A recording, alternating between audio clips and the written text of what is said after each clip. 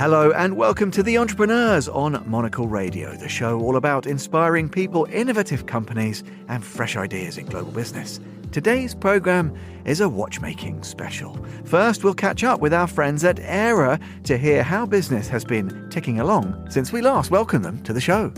It does take time to really make something, and beautiful things, they don't just appear, they get made, and it takes time to do that. But we know at the end of it that we're going to have something pretty fantastic.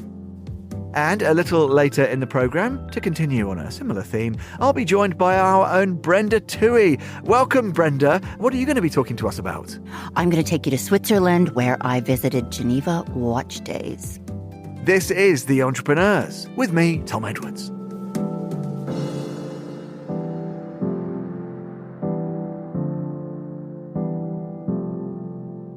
You're listening to The Entrepreneurs.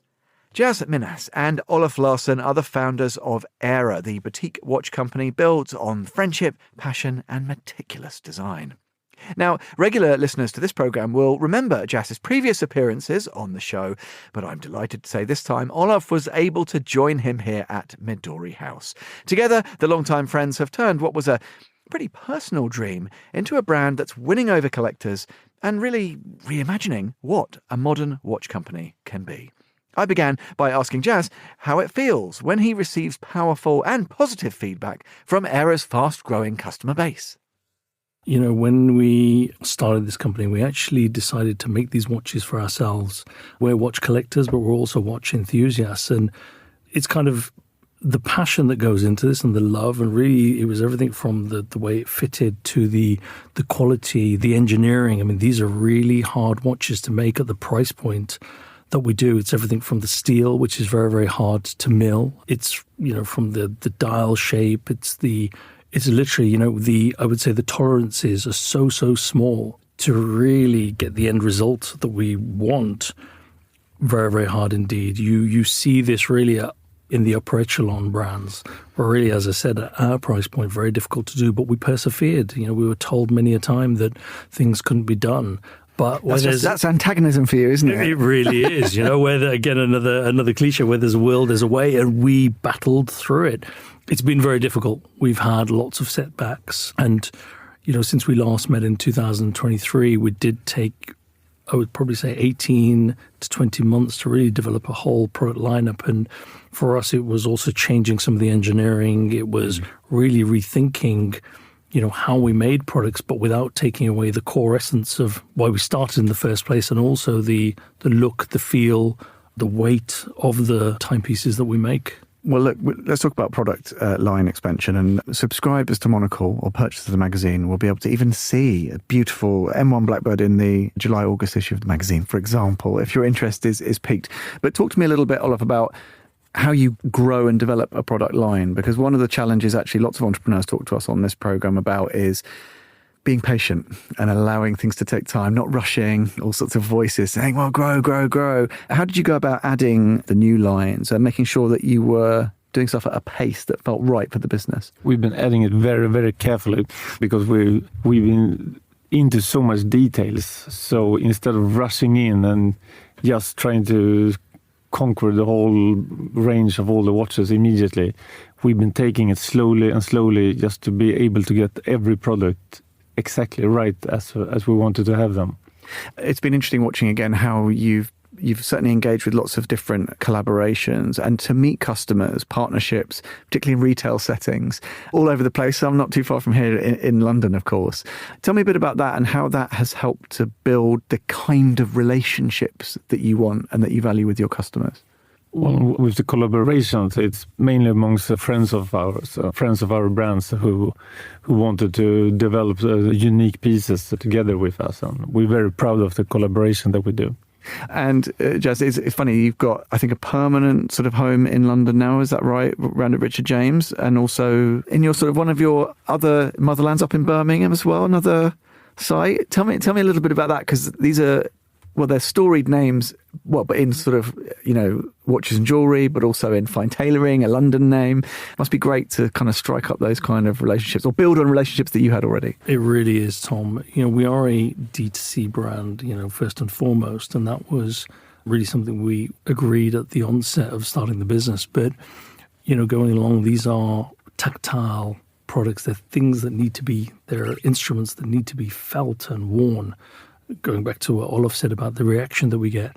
And so, I want to touch upon also the collaborations. The collaborations have primarily come from friends, people that we actually have a personal relationship with, that actually really loved what we were doing, and we loved what they're doing. And really, it's I would say the detail to craft, contemporary design, but also contemporary pricing. And this is where, you may look at Rensport, who are the world famous mod restoration specialists, and you look at the price of their cars and you think, well, these are really expensive. But for what you actually get, it's actually really great value for money. And so we found that collaborations now, we have a few coming up later on this year and some lined up for next year, which are, within the worlds of motorsport, they are in the worlds of style, in inverted commas, fashion. But we really feel that, for us, our audience, our future customers, do have their own style to them, and we feel that our watches do offer. We are a watch company, a horology company, an instrument making company, but we feel that we have a little bit of flavor. And so I know I've slightly digressed, but moving on to retailers, we found that our customers were asking us, is there any way we can go and actually try these on in the flesh? And so our friends at Richard James were very happy. We did a couple of pop-ups there in 2022 and 2024. We decided that what a great space, again, sharing the same principles as brands. And then really moving on to our friends Riddell in Birmingham, very old family friends and one of the most well-respected independent jewelers in the country, that approached us and really asked us about whether they could stock Aera. I may have prompted them to start the conversation. You invited them to start a conversation. That's your. I think that's your start. There you have it, Tom. And it's beautiful because of the brands that we are now sitting next to. Really have, and we feel very, very rewarded that actually they felt that Aera would sit alongside these other brands, and that for us is validation that we know that the products that we are creating, are of I would say, elevated nature. It's very hard to tell from a picture, from, e-commerce or even lifestyle images, what that really means until you actually get something in your hands. And we're also very, very blessed that through one of Olof's stores, because he's in the retail watch business in Stockholm. And so, again, our products now sitting within those environments, it feels like it's a natural fit, and customers are coming in and actually seeing that or don't feel that it's out of place. And so, we do believe that it's going to be an important part of our business, not without its challenges. We were set up as a direct consumer business, so of course we're trying to maneuver that, but we do feel that we are going to move in that direction in some, in more of a way, because we're actually being approached to actually do that, and that's both in the UK and in the United States right now. So watch this space. Watch this. Another pun, inadvertently. Olof, tell me a bit about that, because I just mentioned this before, and I think you said it as well. You're watch enthusiasts, collectors. You're passionate about the sort of the concept of fine horology. When you see Aera sat in, retail outlets, or as you mentioned earlier, a customer saying, is it a Patek day or an Aera day? Just tell me a little bit about what that is like as the entrepreneur behind the business. You've said already, you're proud of it, but it must be, is it hard to believe? Or? It feels a little bit like you're having a kid and is graduating and from high school, and you're standing there as a proud father releasing him into the world. It's sort of that kind of feeling.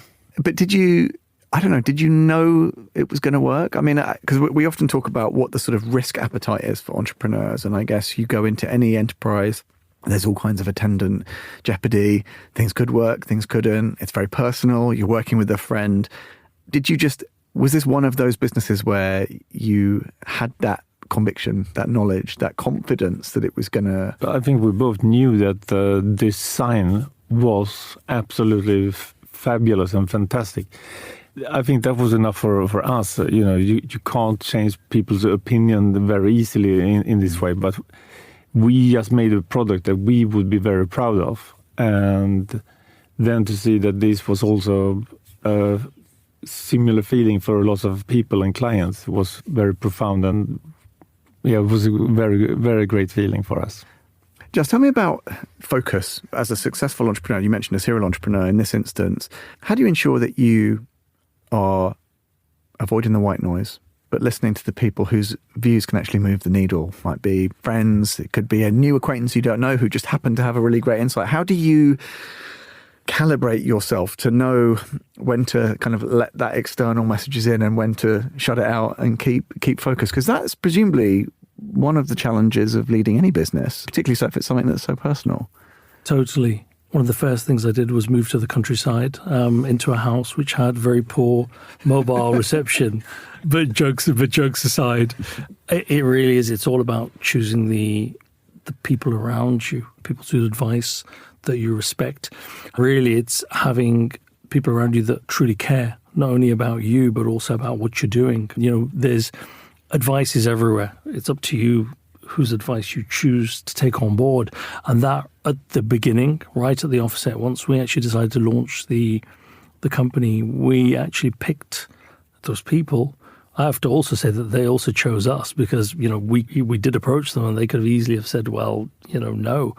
And along the way, we've also managed to really find other people that, whether it's actually purchase of our watches, and actually have said to us, and they have created businesses themselves, been very successful, and have become very well known in their own fields, and then actually offering us their advice, on general business, not necessarily the watches themselves, and that in itself. And I think that having people from the watch world, horology world, but also having people from the design world, having people from the business world, having that triangulation has really helped us to stay focused. Because if it was left to Olof and I, we probably would have been on about our 10th different watch model by now. But no, I think that defining really also what the brand stood for at the beginning, and knowing that for us it was really about exploring technology in a sense, I don't mean in the kind of digital sense, but in terms of, for us, we said that for us, it's about pushing the boundaries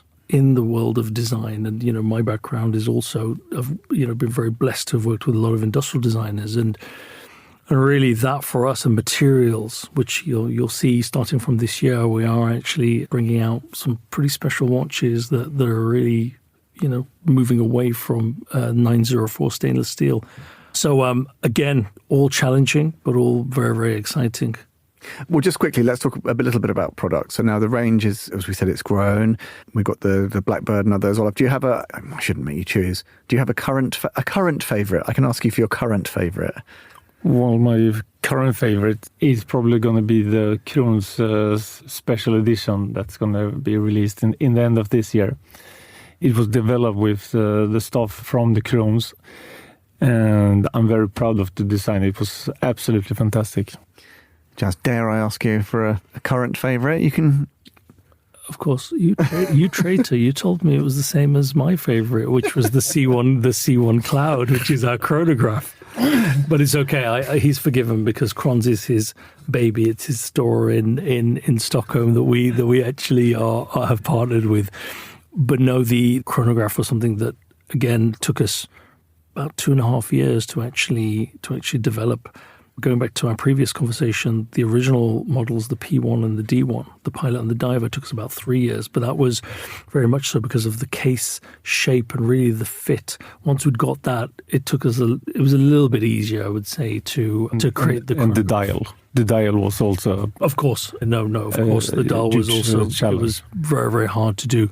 But, we found that, every watch has to be designed from scratch. It all starts with the movement, the choice of movement, and then really building around it. And, when it came to the chronograph, we were looking at whether we produced a 42 millimeter watch or a 41 millimeter watch. But that 1 millimeter difference really turned this watch. The 41 millimeter looked like a potato. And that was 1 millimeter difference that really changed the entire ergonomics of the case design. So, yes, it has to be It's a complicated process. Let me just ask you both, and this is, I guess, a little bit of sort of personal question as well as being sort of entrepreneurial question broadly. As I know, we've spoken a bit about this before. Neither of you are what I would call patient men, right? You're impatient. Next idea. You just want to get going. You've got an idea. You want to realise it. How do you deal then with a 2.5-year timeline to develop something. Presumably it pays off because it satisfies that control freakery, the need for everything to be perfect. But is that tricky, Olof? Because do you sometimes want to just race to the end? Do you have to? Is it about discipline to try and not? It's very tricky. I mean, we design it, we draw it on the computer, and as long as you're done, then we go like, yeah, this is the way. This is how we're gonna have it. Then you sort of want to have the watch 30 minutes later in your hand, wearing it. And it's gonna take a year and a half before you're gonna hold it in your hand. So it's sort of teaching you to become more humble and more patient. I love that. And how do you deal with that? Do you have to kind of tap into sort of a bit of I don't know. You have to get a bit zen, and I don't know. How do you? Can you? My first question to you is: so you know us both pretty well. Have you been speaking to my brother or some of my family members? But no, it is. We love what we do, and so what comes with that is, yes, it is the passion that we've said again and again, and really the attention to detail. But again, not another pun, but all things come to those who wait, and that.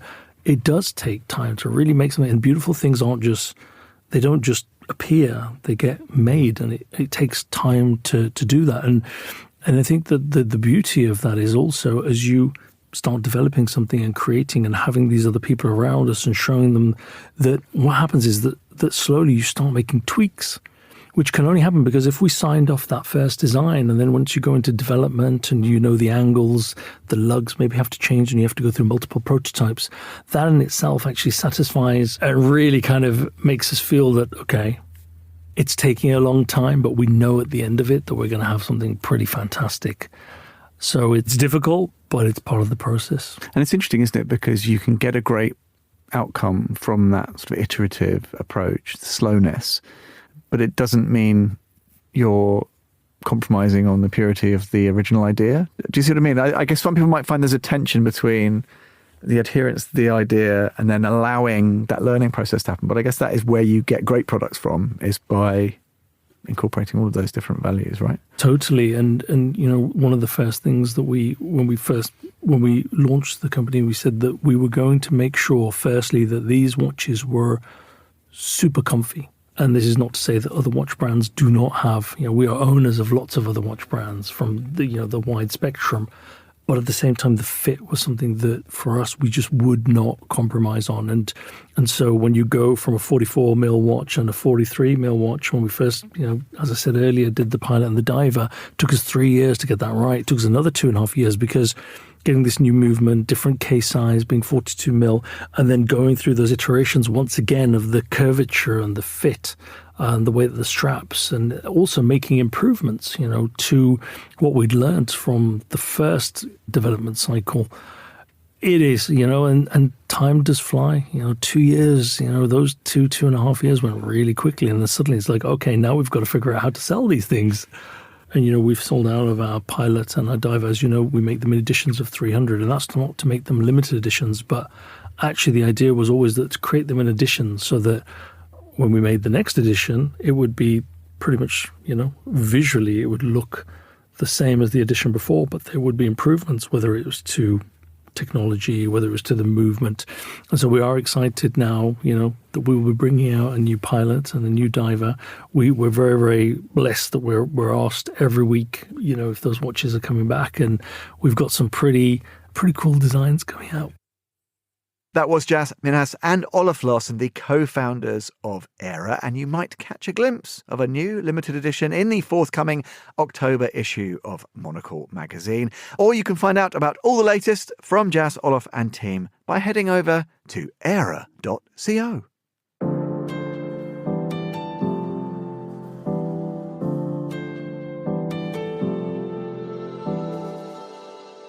You are listening to The Entrepreneurs here on Monocle Radio. Well, I'm delighted to say I'm joined now by Monocle's luxury markets editor, Brenda Tuohy. Hi, Brenda. Hi, Tom. Great to have you with us. Now, tell me all about Geneva Watch Days. Where does this sit in the sort of the annual watchers calendar? Well, it sits very nicely at the end of August or beginning of September, typically. It's a little less crazy than Watches and Wonders. It's a smaller affair. There are maybe 60 brands taking part, and it's spread out all over Geneva. There's a big tent on the lake, but you can also visit watch brands in some of the fancy hotels, the Beau Rivage, etc. At many of the finest properties Yes. in the beautiful Genève. And before we get into some of the kind of industry watching stuff, what about general mood, Brenda? Because sometimes it's almost palpable, isn't it? When you attend these big events, you can tell whether people are feeling confident. Sometimes you get that quite arresting contrast between people who are from APAC who've flown in and people from, say, the other side of the pond. What was the mood like? Some of the chats you had, how were people feeling? I mean, the mood was a little subdued because the weather was so shocking. It was That doesn't help often. It was so wet on the Thursday, and I was just there for 2 days. But people are buoyant. There was a really lovely Geneva Watch Days opening party that was really very oversubscribed. It was gorgeous, and a wonderful rainbow appeared as the torrential rain stopped. Oh, a naturally occurring rainbow. Yeah, I thought they'd stage managed it. And people were rushing out of the hall to take pictures of it like they'd never seen a rainbow before. At one point, we thought the rain would never stop. But I think things are buoyant. I think now you can say that there really are 3 types of watches. There are the big watches, there are the sports watches, and then there has been a big turn up for the books in that women are being considered as a completely separate entity, which we haven't seen for many years. You know, we had unisex watches, and now we've got a watch that can be truly feminine in its form. Watches not just as jewelry, but watches that are gentler, more slender, smaller. So that is a definite trend that I've seen now for a couple of years, and it's staying. I think watchmakers are going to invest more in that. Blancpain, for example, have said that they're going to reevaluate, relaunch, create a new series of their Ladybird watches, worn most famously by Marilyn Monroe. It was a gift from her then husband, Arthur Miller. He gifted her a wonderful Art Deco diamond Blancpain Ladybird watch, and she wore it all the time. And Blancpain are taking this beautiful watch as the theme to create a series of watches that will be launched next year. So they are really focusing on women and women with buying power who want to buy beautiful watches. Well, and this is really interesting, of course, because this ties into one of these broader secular shifts we see in society, which is that women will be controlling the majority of the world's wealth by 2050, Brenda. So for any ultra luxury or premium sector, whether that's in fashion, whether that's in jewelry, whether that's in watchmaking, ignore that fast-growing sector at your peril. At your peril, yes, absolutely. Piaget, who always have a magnificent stable of watches on view at any time, anywhere, also were harking back to their vintage watches from the 1960s and 1970s. And they had a beautiful display of archive watches, really with the finest goldsmiths, wonderful hard stones or opal faces, turquoise, really beautiful things. But what they are creating now really looks back to that era. And I tell you, they are so desirable. People really, really want them.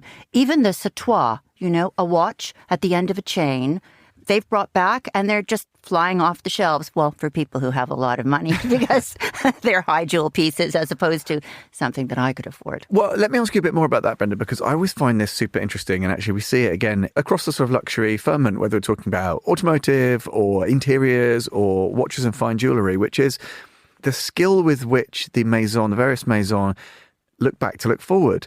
They love to hark back to forgotten times, whether that's an era, a style, an individual style. You mentioned a watch that's so associated with Marilyn Monroe, but yet bringing in cutting-edge innovation and things like that.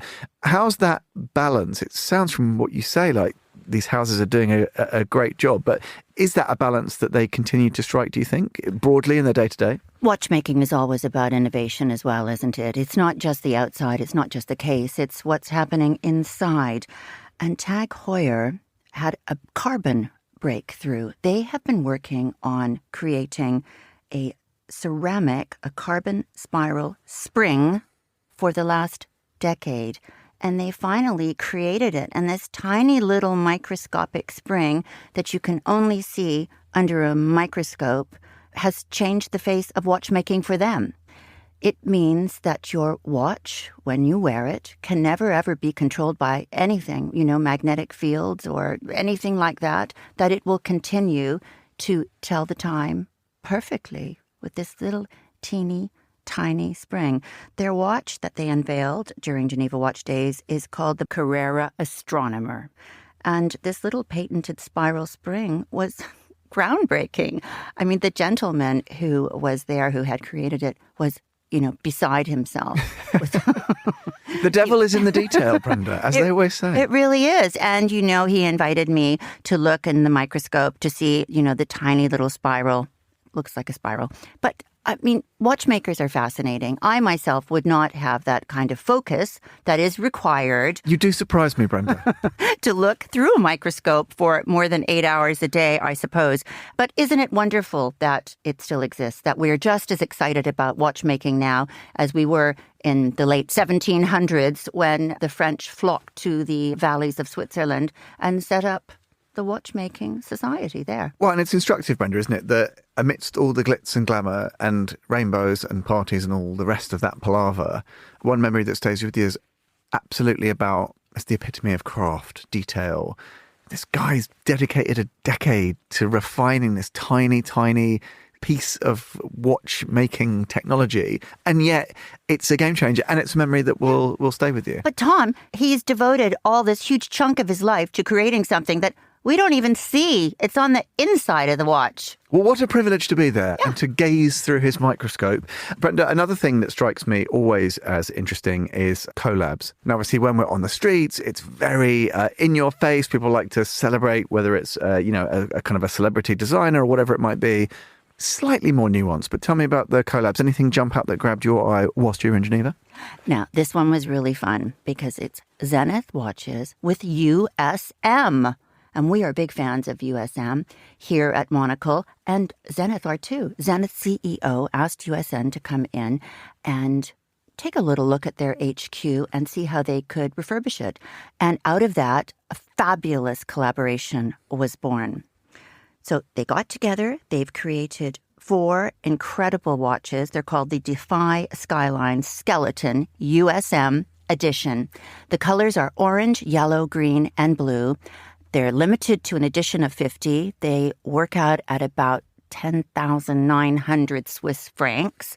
And with the special limited edition, you get this beautiful USM blue watch box. And when you open it, it has 3 little drawers inside, the orange, the yellow, and the green. And of course, it's made with that wonderful tubular spheres at the corners of the boxes, allowing you to connect it, if you so wished, to another USM piece of furniture. So I thought that was really cool. It sounds beautifully elegant. It was the collaboration that should have... It feels like it's one of these ones that should exist, which is the mark of a really good one, I guess. Yeah, I think so. Too much of a pop of colour for you, Brenda, or would you go for one?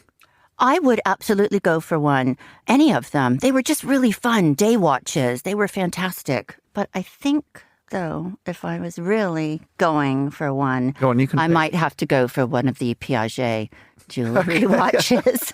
Good choice. Big gold, chunky affairs. Brenda, fab to get your take. Thanks so much for your intrepid journey to Geneva, braving the rain, and for chatting to us about it today. Thank you.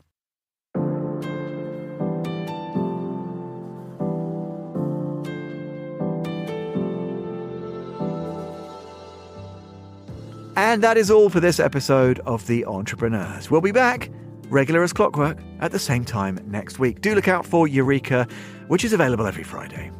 The programme's produced by Laura Kramer with audio editing by Jack Dewars, and you can find out more about it at monocle.com, or you can subscribe and follow us wherever you get your audio. If you'd like to get in touch with the team, do email Laura on lrk@monocle.com.